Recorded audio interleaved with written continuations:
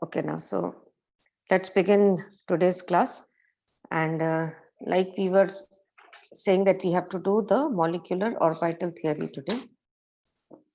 So now the question is, where is the need for us to study the molecular orbital theory? All right. So far, all the bonding was explained on the basis of the valence bond theory. The wave mechanical treatment of a covalent bond as based on the valence bond theory was discussed. All right. Now, this is a kind of a second approach for the bonding that occurs between the atoms. The two theories, that is the valence bond theory and the molecular orbital theory, both the theories, they reflect, different concepts. All right. They reflect distinctly different conceptual approaches to the basic model of a molecule. For instance, according to valence bond theory, the two atoms in a diatomic molecule lie close together, and their completely filled orbitals, they remain intact, and the half filled ones, the ones which are half filled, they undergo overlapping with the half filled or atomic orbitals of the other one and result in the formation of a covalent bond. Okay, so this is what you have learned in valence bond theory. But the molecular orbital theory has a different approach. It tells you that when two atoms are ready to form a bond, then according to MOT, molecular orbital theory is referred to as MOT. On the other hand, it says that the nuclei of the two atoms will lie at appropriate distance, and all the atomic orbitals of one atom will overlap with all the atomic orbitals of the other atom, provided the overlapping orbitals are of the same symmetry and they are of comparable energy. All right, the resulting polynuclear molecular orbitals will contain all the electrons of the molecule. For example, if we are taking the case of HCl, all right, if we are taking the case of HCl molecule. So according to the valence bond theory, the outermost shell of hydrogen, which is, first shell, all right, has one electron, and the chlorine has the outermost electron with 7 electrons. So what it will do is the 6 electrons are intact and the unpaired electrons, they will overlap. And according to this, HCl molecule can be visualized as one hydrogen atom and one chlorine atom, lying close to each other, with the change that, what is the result of this is that the hydrogen atom for a part of the time contains 2 electrons to complete its octet, its duet, and chlorine also for a part of the time has 8 electrons in its outermost shell, and therefore, besides having the original 7 electrons, the one additional electron from hydrogen atom that has come is due to the overlapping. Okay, so this is what the valence bond theory explains the HCl molecule as. But when it comes to MOT, it says that the nuclei of hydrogen and the chlorine atoms, they will lie at appropriate distance, and all the atomic orbitals are supposed to undergo the overlapping, and the process is there. Okay, now this overlapping that occurs results in the um, molecular orbitals. So atomic orbitals, as in the case of valence bond theory, you talk about atomic orbitals. These atomic orbitals are under the influence of only one nuclei.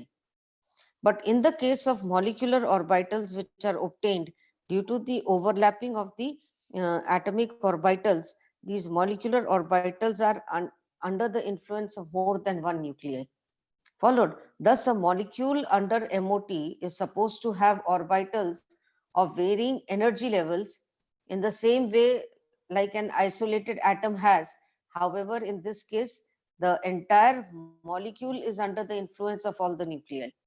Followed. That means all the electrons belonging to the atoms constituting a molecule will be considered to be moving along the entire nuclei. So this is the main point of difference that is to be understood here.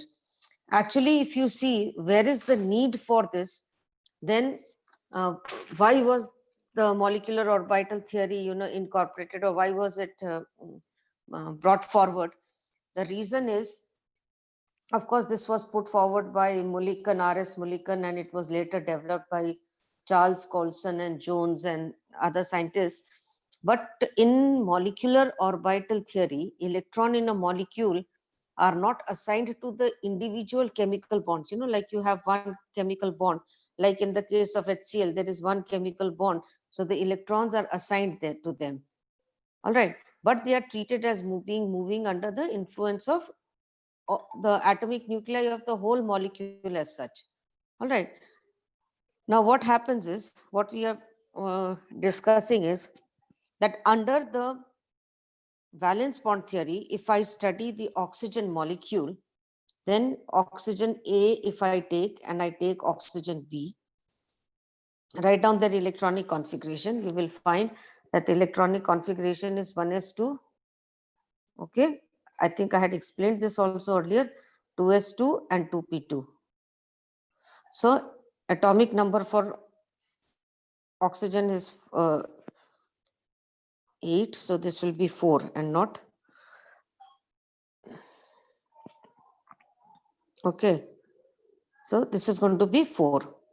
And similarly, B and A are just representing two different atoms of the same oxygen element, oxygen. Okay. So 1s2, 2s2, and you have a 2p4. Now, if you draw the box diagram, the 2s2 will have 2 electrons and the 2p4 will have electrons like this, and this. Okay. Similarly, if I draw for 2s2 of the B molecule, I have 2 electrons and these are the ones. So this is it. And even if I talk about hybridization, they will undergo hybridization to give rise to sp3 hybrid orbitals. However, in this case, again, 2 orbitals will remain unpaired. Like 2 orbitals will have unpaired electrons. So according to the valence bond theory, they are simply supposed to, undergo the process of overlapping in these 2 places, and the oxygen molecule with a double bond is to be formed. Now, why am I referring to the oxygen molecule here is that for the other molecules, it was, like very well explained and everything looked satisfactory. Whenever there is overlapping, electrons are pairing up. So it is considered that in the case of oxygen molecule, all the electrons in the orbitals are paired. All right. When the overlapping occurs for the 2 oxygen atoms, then you have 2 electrons from here, 2 electrons from here. And of course, the other electrons are shown like this. So you have 2 electrons here and 2 electrons here. And the unpaired ones are kind of forming the bonds. And so this is the molecule that you get. Okay, so we consider that the oxygen molecule has paired electrons. But when the magnetic behavior of the oxygen molecule was studied, it showed signs of being paramagnetic. It was not diamagnetic, which meant that the oxygen molecule had unpaired electrons in it. All right, the greatest achievement of molecular orbital theory is that it could explain the paramagnetic behavior of oxygen molecule, which was kind of not possible to be explained with the help of valence bond theory. Okay, so this is the main achievement, or this is the main reason why the molecular orbital theory was given so much of importance. All right, now there are certain other areas also where it offers a satisfactory explanation, like in the formation of coordinate bonds and in formation of other bonds also. But this is the main greatest achievement of the molecular orbital theory, that it could explain the paramagnetic behavior of an oxygen molecule. Now, coming next to what is considered in the molecular orbital theory. Now, in the case of the molecular orbital theory, it is considered that the wave nature of the atomic orbitals is taken into consideration. All right. And 2 theories were put forward. One is called as the LCAO, linear combination linear combination of atomic orbitals. The children, the color is because my hand touches that thing, so it happens. So linear combination of atomic orbitals. Now, what is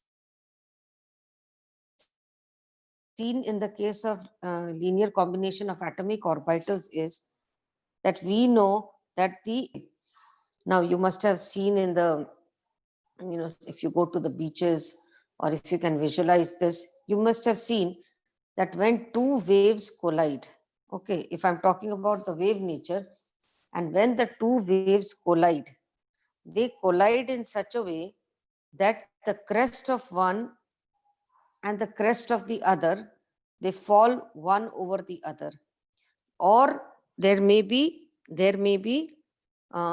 crest of one falling on the trough of the other. So what is to be understood here is that whenever the two waves are going to combine, when the two atomic orbitals are going to combine, okay, they will combine in two ways, and it will occur in both the ways. One of the ways is when the crest of one falls on the crest of the, now this is the crest, if I'm taking, this is the node, okay, and this is the trough I'm taking, okay. Then if this is of oxygen A and this is the atomic orbital of oxygen B, okay, if the crest of A and the crest of B fall one over the other, that means they are in phase. All right, that means they are in phase. When they are in phase, it will result in an additive overlap. This kind of overlapping that occurs is called as additive overlap, and the wave is going to be bigger than what it is. So this node remains as it is, but the additive overlap results in a wave like, which is going to be like this. The crest is going to have a, this amplitude is going to be more, okay. And the other way is that when a crest of one falls on the trough of the other, then you call it as the subtractive overlap. And when the subtractive overlap occurs, okay, let me draw this. All right, the resultant wave is going to have, a smaller value of the crest and the trough. The amplitude will be less. All right. Now, usually when orbitals are interacting, you must have seen now in the case of hybridization also, you must have seen that when the orbitals interact, they are free to change their forms. They are free to change their forms, but there must always be the, same number. The resultant changes must have the same number of orbitals. So if I'm talking about two atoms of oxygen, one is oxygen A and the other is oxygen B.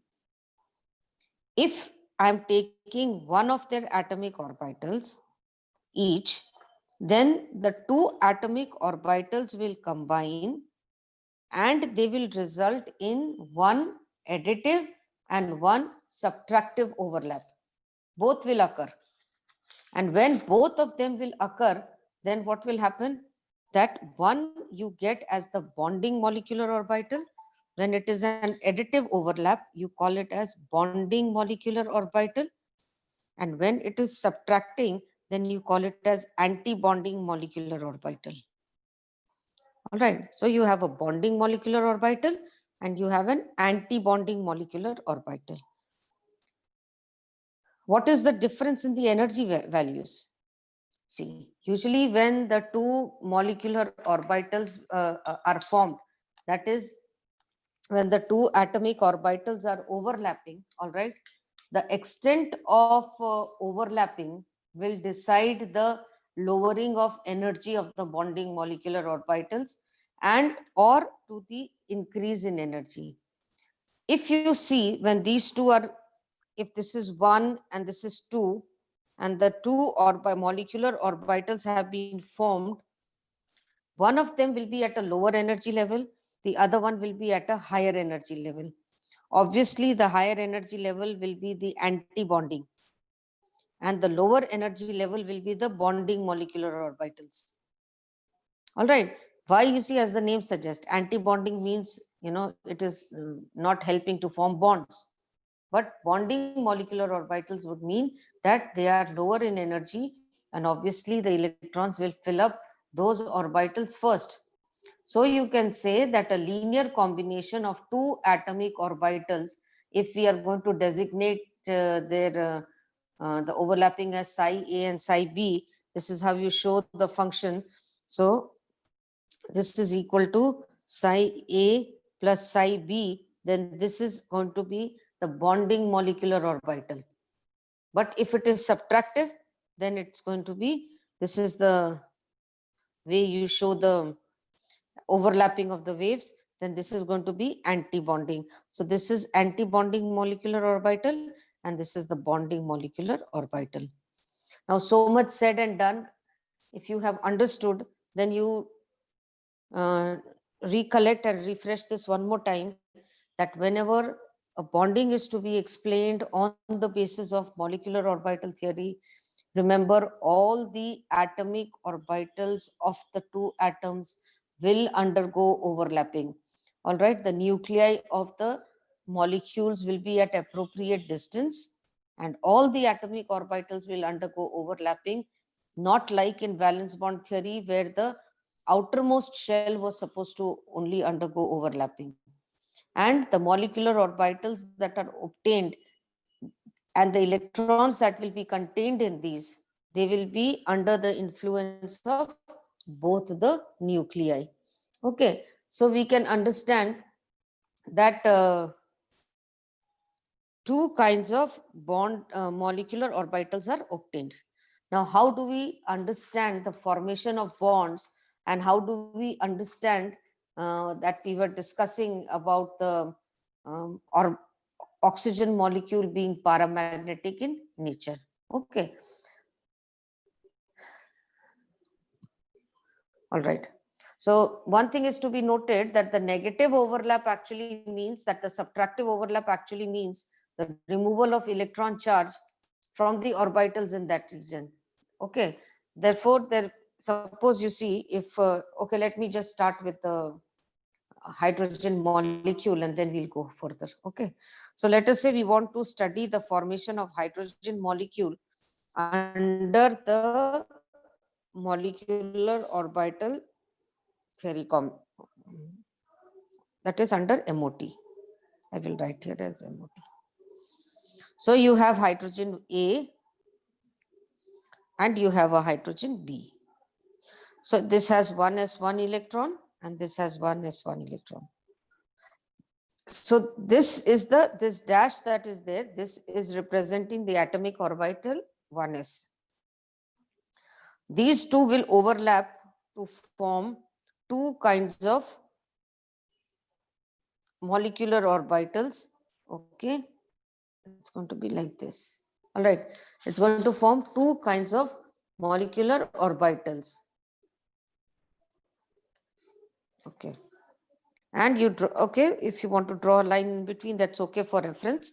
But if you look at the energy level, whenever you draw these kinds of molecular orbital diagrams, you put an arrow pointing upwards where it is talking about the energy levels. Okay, now you see energy is increasing. So you show one atomic orbital here and you show one atomic orbital here.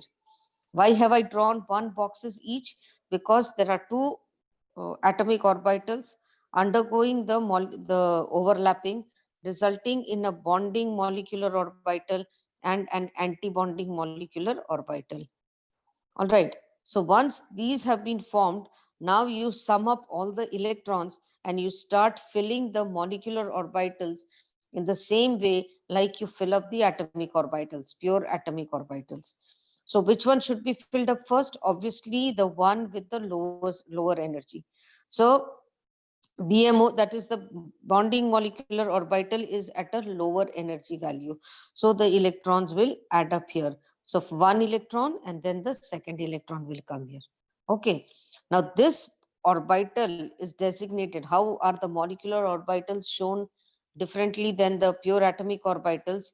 This is shown as sigma 1s orbital containing 2 electrons. All right. This is sigma antibonding. So the antibonding is with an asterisk.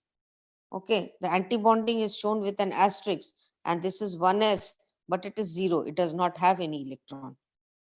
So what am I to understand from these molecular orbital diagrams? What are we supposed to understand? What are we supposed to calculate? So when these kinds of molecular orbital diagrams are given, then from this you can actually find out the bond order. The bond order will directly relate you to the strength of the bond that is there between the molecules, between the atoms in the molecule. So this is given as half. Then within brackets you write number of bonding electrons minus number of anti-bonding electrons. Okay.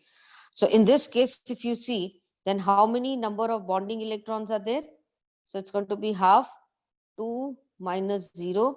So overall, the value turns out to be 1. And you can see that hydrogen has one bond in between. Hydrogen molecule has one bond in between. Okay. Looking at the electrons that are there in the various orbitals, you see it is having paired electrons. So hydrogen molecule is diamagnetic. Its magnetic behavior, it is diamagnetic. Diamagnetic property is the property of paired electrons. Okay. When they are kept in the magnetic field, they will align themselves in the direction of the magnetic field. But if you take the paramagnetic ones, they will align themselves at 90 degrees to the magnetic field. Okay, so this is diamagnetic molecule. All right, the nature is diamagnetic for H2 molecule. Now let us see what happens when we have an H2 plus molecule. Okay, so you are asked to explain the magnetic behavior of the H2 plus molecule. Now, when it is H2 plus, that means one electron is less. The way to draw the molecular orbital diagrams will be same. H, 1s1 electron, H, 1s0, no electron. Why should no electron be there? Because it is containing one positive charge. So a total of one electron has been lost in the H2 molecule. So if these are the atomic orbitals, they will undergo overlapping to form antibonding and bonding molecular orbitals. So you put one box here and you put one box here. So how many electrons are there in all? One. So this electron will go here. All right. Now you find out the bond order. How is the bond order to be calculated? This is equal to half into the number of bonding electrons minus the number of anti-bonding electrons, that is 0. So this value turns out to be half. Okay. So the bond order is half for H2 plus molecule. If you take 2 plus, then it will actually not happen. If the electrons are not there, it will not actually happen.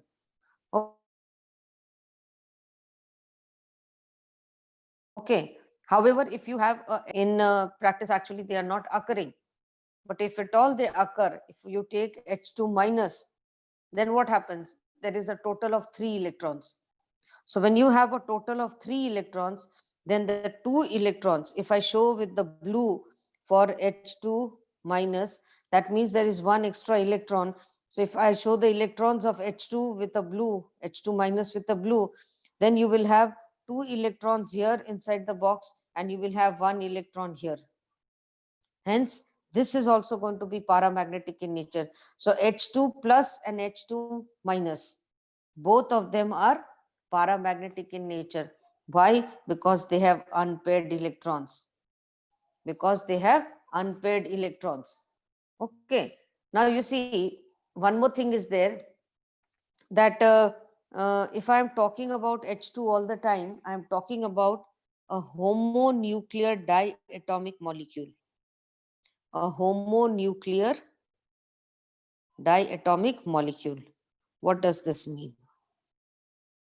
What does this mean?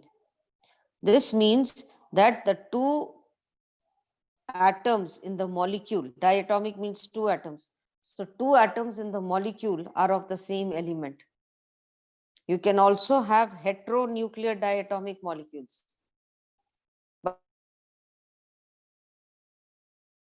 But for them, the energy levels will, like this energy level and this energy level will not be in the same line. They will be a little, little bit of difference will be there. They will not be in the straight line. Okay. So this is about homonuclear diatomic molecules. So we did the example of H2. Let us see if we can do the example of, let us say, helium. If you want to do for helium, let us check that. Helium, atomic number is 2, hydrogen, helium. So if I'm talking about helium, normal molecule, I mean, it's not charged, then helium has 2 electrons. The atomic number for helium is 2. So it's going to be 1s2. Okay, now you see what happens in this case. Helium, what happened? Helium 1s2, helium A, helium B, another atom of helium 1s2.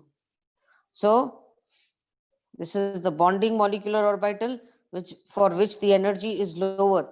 You see, the atomic orbital has an energy at this level. Bonding molecular orbitals are at a lower energy. Okay, whereas the anti-bonding molecular orbitals are at higher energy.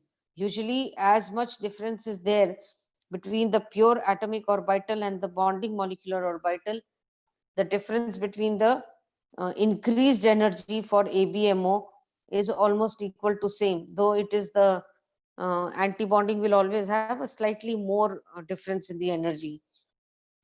However, so here it is 1s2, 1s2. So you get two boxes made here, put the two boxes, and then how many electrons are there in all? 4. So 1, 2, 3, and a 4. Okay. So this is the molecular orbital diagram for helium. Now we will write everything about this, the electronic configuration, the bond order, the magnetic behavior and all that. Okay. So what is the bond order for this? Bond order is going to be half, all right, into 2 minus 2. Why will it be 2? 2 in the bonding and 2 in the anti-bonding. So 2 minus 2, which is equal to 0. We know that an He2 molecule does not exist. This is a hypothetical situation we are talking about. There is no bond between a helium atom and another helium atom. Okay, so this is the molecular orbital diagram for helium. Now we will write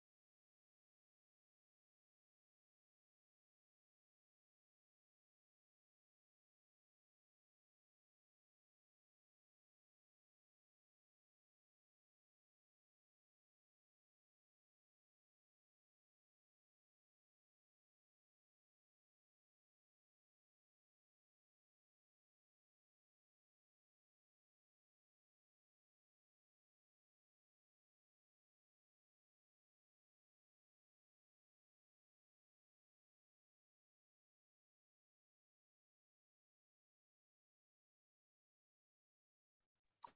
Oh God, what is gone? Or is it still there?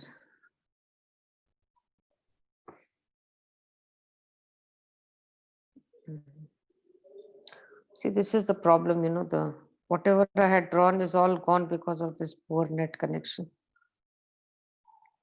Anyway, let's do the next molecule. Let us do for, if you want to do, we can do for, let us say, where it is going to involve 2s. All right. So let us go for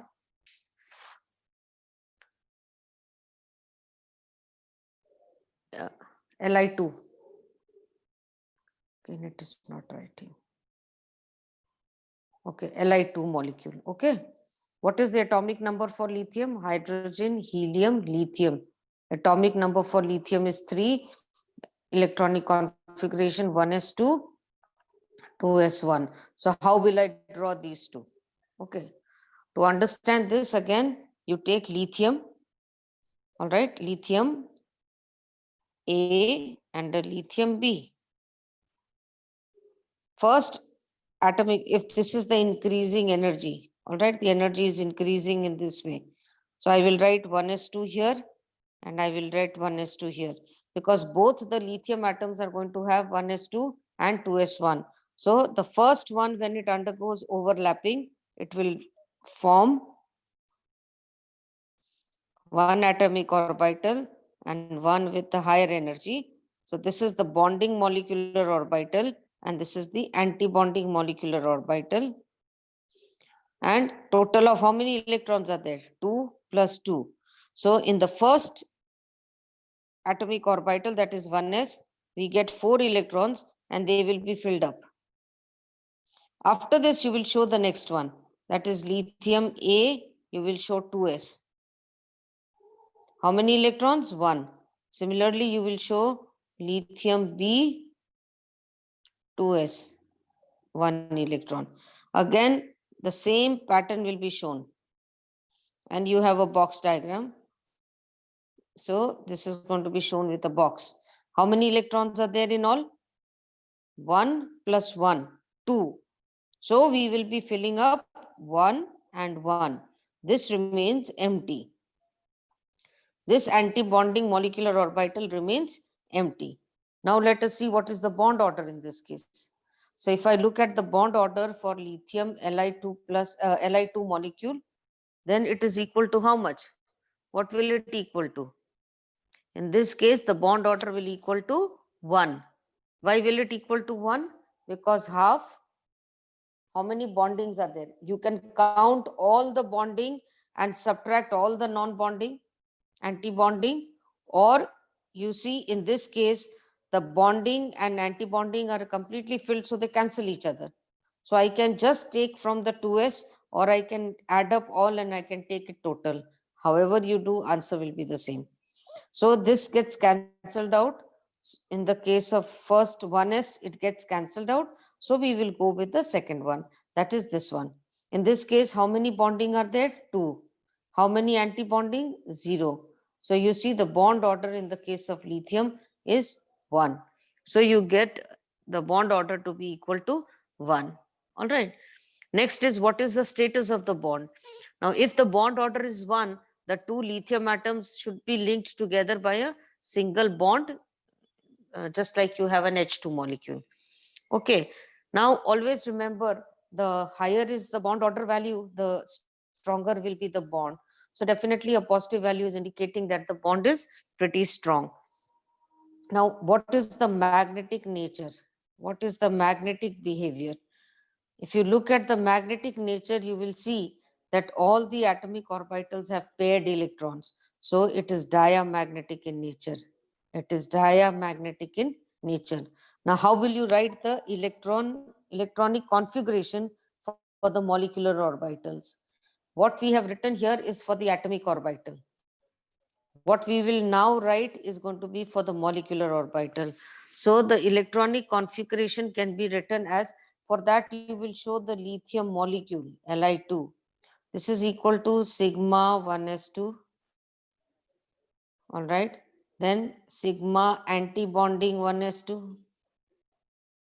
Then you have sigma 2s2. Okay, you have sigma 2s2. Oh, 2 I did not write only. Sigma 2s2. All right, this you can put with brackets also. Okay, so this is 1s2, 1s2, and then you have the sigma 2s2. Had there been any more electron in here, this place, if you can see, then in the molecular orbital diagram, then the anti-bonding would have also occurred. So this is the K shell which is filled up. So this in the book you will find that for the lithium molecule or for the hydrogen molecule, no, for lithium, they have used K and K, anti-bonding K and bonding K. So this K and K stands for 1s2. 1s2 bonding, 1s2 anti-bonding. Okay, and after that you have the sigma 2s2 molecules. Now, this is about the lithium, where you had 2 shells interacting to give rise to molecular orbitals of the lithium molecule. Now let us see what happens when we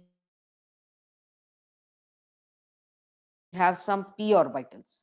If we have some p orbitals, will the molecular orbital be seen in the same way? Let us check this out. To check this out, we will go with the nitrogen molecule. Okay. Now, this is very important. Pay attention because nitrogen and oxygen both are important. We'll just do that today. So nitrogen atomic number is 7, electronic configuration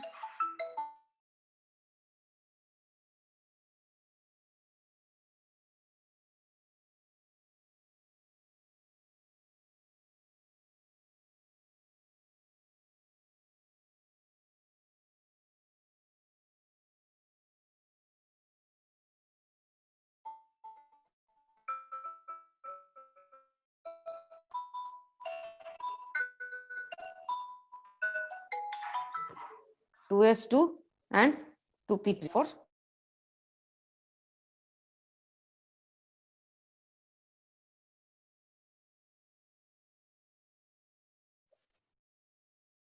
children. I don't know why it is getting disconnected again and again. Today it is bothering the net. Okay, so we were doing for nitrogen. So electronic configuration I have already written: 1s2, 2s2 and 2p3. Okay, so nitrogen A,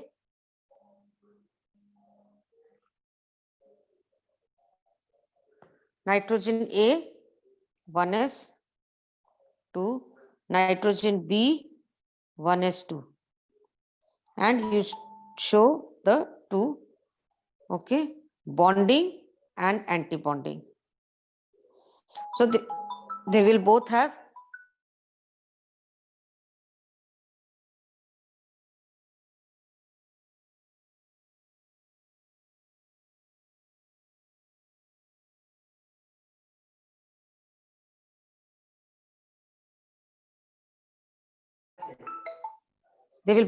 two electrons. So this is how it will go. Okay, for B. Now show the 2s electrons. So 2s2 and you have 2s2. So this is going to be shown like this. Okay, and one anti-bonding upwards. See, the diagrams are not coming out very clear because the stylus, is not taking it properly. So 2 electrons. So 1, 2, 2 each, I mean. So 4 electrons. So this is how it gets filled up. Obviously, you have to show that the energy is increasing in this order. Now for the 2p, I'm going to show separately here. Okay, this part I'm going to show here. Now see, when it is coming to 2p3, then this nitrogen Na, okay, and Nb. Now in this case, you show all the three, in all the three bonds, 1, 2 and 3. Here also you show 1, 2 and 3. So you get 1, 2 and 3. But however, these Px, Py and Pz, they are not, in the same line. I mean, they are going to show some kind of splitting. All right. And when they show splitting, it is the X and Y which are together. So you see this is Px, Py, and this is Pz. So this is Px, Py, and this is Pz. So this is going to split actually. If you look at these, it's going to split actually, and you will get two sets here. One set is going to be of Py, and the two sets here will be of Px. It's going to be of Px and Py. This is going to be Pz. Okay, let me make this as Pz. It's a convention you can use anyway. So this is Pz. Okay. Now what happens in the case of antibonding? When we go for antibonding, the same splitting is also seen. But what happens is that in the case of this splitting here, the Px, Py and Pz do not follow the same order. All right. What happens is that this one is 2, that is the px and py will remain as it is, and the pz will come here. The pz will come here. Now total of how many electrons we have? This is 3 electrons here and 3 electrons here. So a total of 6 electrons are there, and these have to be filled up. Undoubtedly, they will fill up all these atomic orbitals of the bonding molecular orbital. The bonding molecular orbitals will be filled up, and these will remain empty. These here will remain empty. So what is the bond order for this one? If you look at the bond order, then the bond order is equal to half into the number of bonding electrons. How many bonding electrons are there? How many bonding electrons are there? 1, 2, 3, 4, 5, 6, 7, 8. I am not considering this. I am not considering this because they are kind of getting cancelled out. So just the bonding one, if I am taking, I have 6 minus 0. And if you see, the bond order turns out to be 3, and nitrogen has a triple bond between the two atoms. Okay, so this is what is happening here. So this is N2 molecule. But I'll just take 5 minutes more to explain the oxygen molecule, and then I think we will be done with this. Now let's go to the oxygen molecule, the most awaited question as to how it is going to prove that the oxygen molecule is paramagnetic. For oxygen molecule, this and this will be the same. I will go straight to this step. Okay. So when I go to oxygen with the same step, then oxygen electronic configuration is going to be, oxygen is 8, so it's going to be 1s2, 2s2, and 2p4. All right. So oxygen A is having 2p4 and oxygen B is having a 2p4. Again, it is supposed to show the splitting in the same way. So it will show the splitting whereby this one is going to have 1 and this is going to have 2. All right. There is a slight change in the oxygen molecule. This becomes, in this one is going to become PZ, and this is going to become PX, and this is going to be PY. And upside on the antibonding side, it is going to remain the same. So here you will get 2 and here you will get 1. But you see now, total number of electrons we have is 8. So 8 electrons have to be filled up in 6 molecular orbitals. Why 6? Because 3 of one atom, 3 of the other atom. So total of 6 atomic orbitals are there. Now the 6 will have to be filled up in, 8 are there. 6 atomic orbitals are there and 8 number of electrons are there. So 8 has to be filled up. So 1, 2, 3, 4, all right, 5, 6, 6 have filled up here, and the 2 remaining are going here. That is, they are unpaired electrons in the antibonding molecular orbital. They are unpaired ones in the antibonding molecular orbital, and therefore what will happen? Oxygen molecule shows paramagnetic behavior. If you compare this to what we did in the valence bond theory, we said that the electrons get paired up. But you can understand here from the molecular orbital diagram that the oxygen molecule has unpaired electrons, and therefore it behaves as a paramagnetic molecule. This is the greatest achievement of the molecular orbital theory. All right. And this is what you have to do. If you find out the bond order, see, the bond order is equal to number of bonding electrons minus the number of anti-bonding. So it turns out to be 2. And you know that oxygen has a double bond between the two atoms.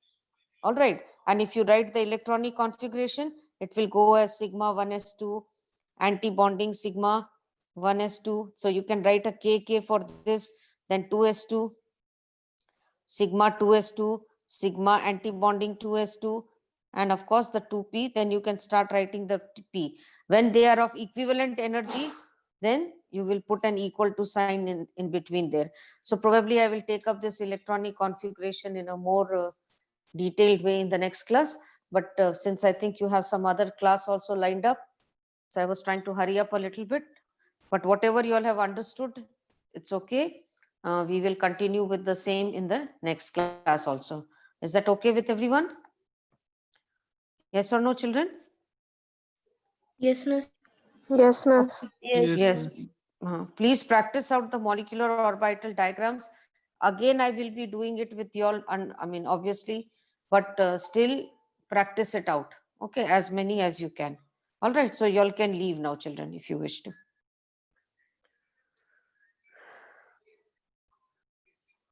Thank you, miss. Yes, thank you. Thank you. Yes, Sham. Yes, Shambhavi, thank you. Leave, children.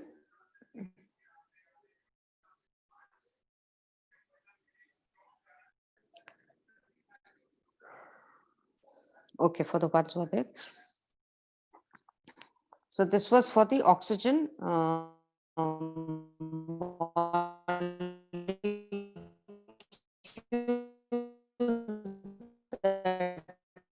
we were the orbital that are formed of the oxygen molecule. Okay, you have to study for O2 plus, O2 minus, and O2 2 minus. All right, so which are the three you have to study? One is O2 plus. I'll use the red ink. Then you have O2 minus and you have O2 2 minus. How will the molecular orbital diagrams be different for these? All right. Now you can very well understand that if we have just done for O2 molecule, so I will 1s and 2s I will not be showing. We will go straight to the 2p. So if I'm talking about the O2 plus, we will first take up this one. So in the case of, let me just draw the diagrams carefully first. So you have OA1 and you have 3p orbitals, all right. And this is OAB and it has 3p orbitals. Okay, all right. So these are now going to, since O2 plus is there, that means a total of, it is going to have a neutral molecule is having 16 electrons. So this one should have 15 electrons. That means one of the oxygen atoms is having 1 electron less. So I'm just going to show 1 electron less for OB. Okay, so there is no electron in here. Now when this undergoes the linear combination of atomic orbitals, it is going to form two kinds of, it's going to split up rather into two places. This one is going to have be one and the other one is going to be like this. All right. This happens because their energy levels are slightly different. Now, when their energy levels are slightly different, obviously what will happen is that this, when the splitting is shown, you show a small difference in their energies. And as we just discussed that in this case, if you look at it in this case, the this is going to be the 2pz. All right. And here I was thinking where to write this. So this is going to be 2px and this is 2py. All right. Then let's go to how the atomic orbitals will be formed for the anti-bonding. So for the anti-bonding, one is like this and the other one is going to be like this. Okay.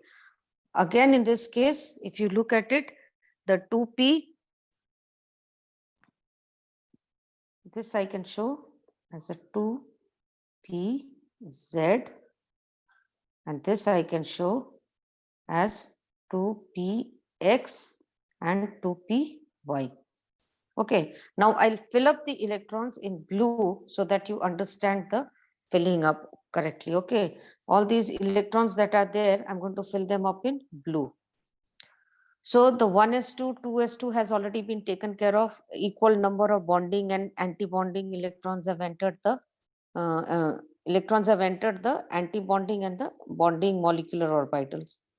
Now in this case, these 6 electrons which were there in the case of O2 molecule have been reduced to 5. So how will this fill up? So the first electron will enter here, then the second one will enter here. Then 2 electrons done, then 3, then 4, then a 5, then a 6. All right. So we have how many total number of electrons? 1, 2, 3, 4, 5. Okay, children, I think with the number of electrons that we took was less. It has to be added more because see, the electronic configuration of oxygen is 1s2, 2s2, and it is 2p4. So we have taken one electron less actually. I went with the nitrogen actually. So 1, 2, 3, 4, 1, 2, and 3. All right. Okay, so now total number of electrons we have how many? Total number of electrons are 4 and 3, 7. So we have 7 electrons in all. And they have to be filled up in the molecular orbitals. So 6 we have completed here. Okay, and 1 electron will go here.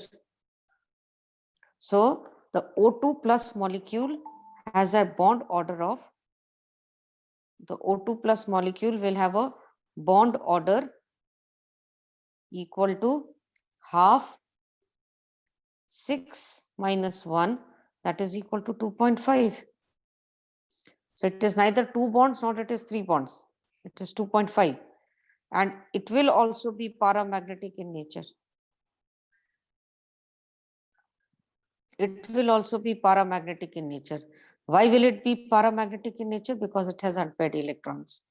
And if you write down the electronic configuration, then the electronic configuration for O2 plus will be given as K and K for 1s2 bonding, 1s2 anti-bonding.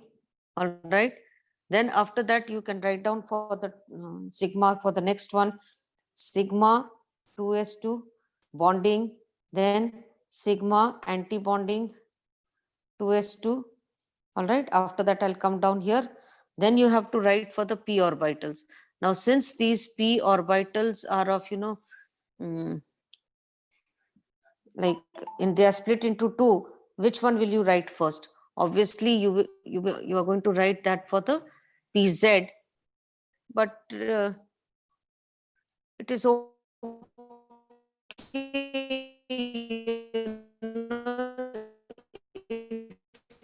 You have to write it down. You will write it down like this.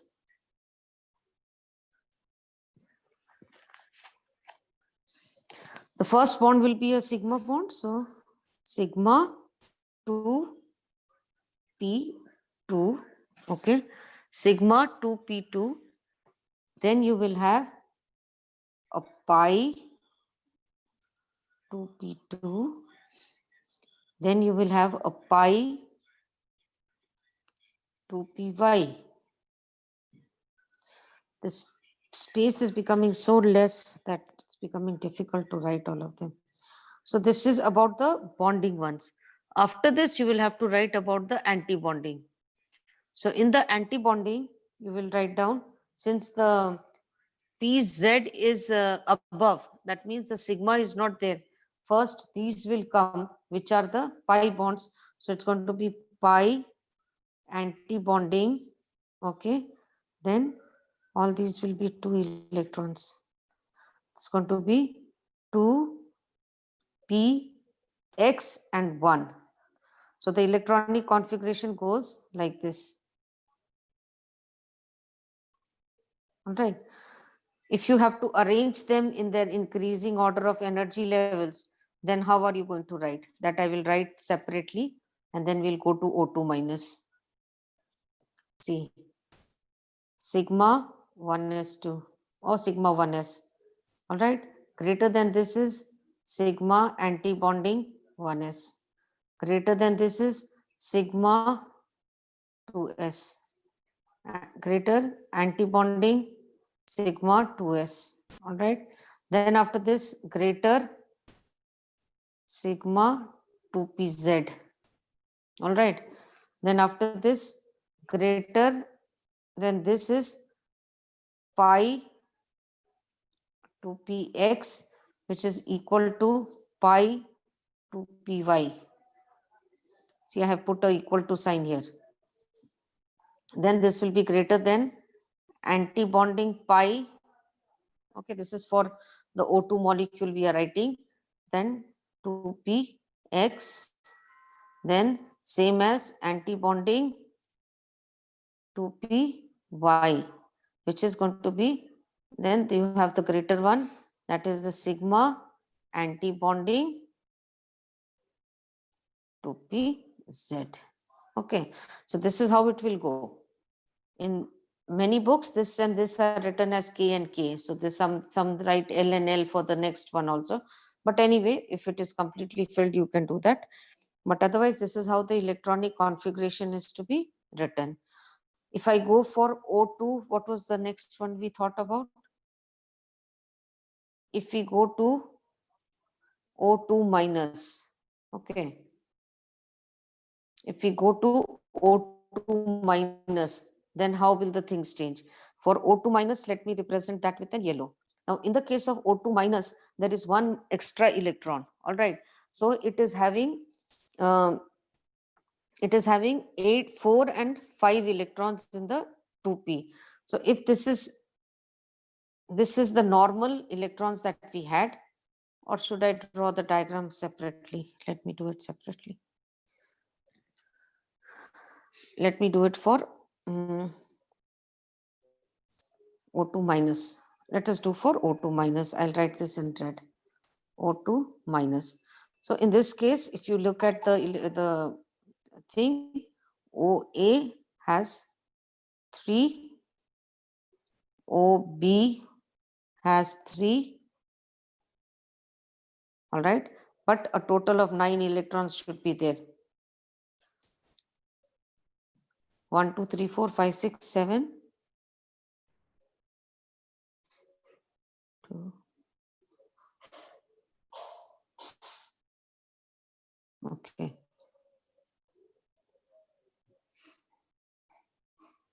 So there is a total of 9 electrons.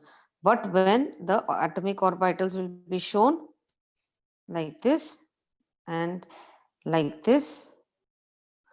So here in the 2px, you will have 2 electrons. Then here there are 2 orbitals. So you have 2 electrons in the bonding and in the anti-bonding. Now 6 electrons are gone. You are left with 3. So in the anti-bonding, there are 2 orbitals. So 1, 2, and 1 will add up here, 3. So the bond order in this case will also be equal to 6 minus, you have anti-bonding electrons 3. So it will also be in points, half of this, that is equal to 1.5. So the bond order is 1.5. Okay. And of course, this is also going to be paramagnetic in nature. But if you have a molecule which is O2 2 minus, then this molecule is going to be diamagnetic. Why? Because all the electrons will get paired up.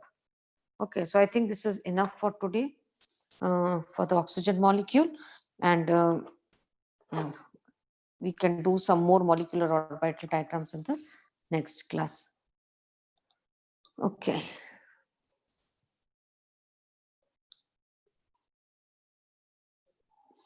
So I hope you all have understood, children. This is A.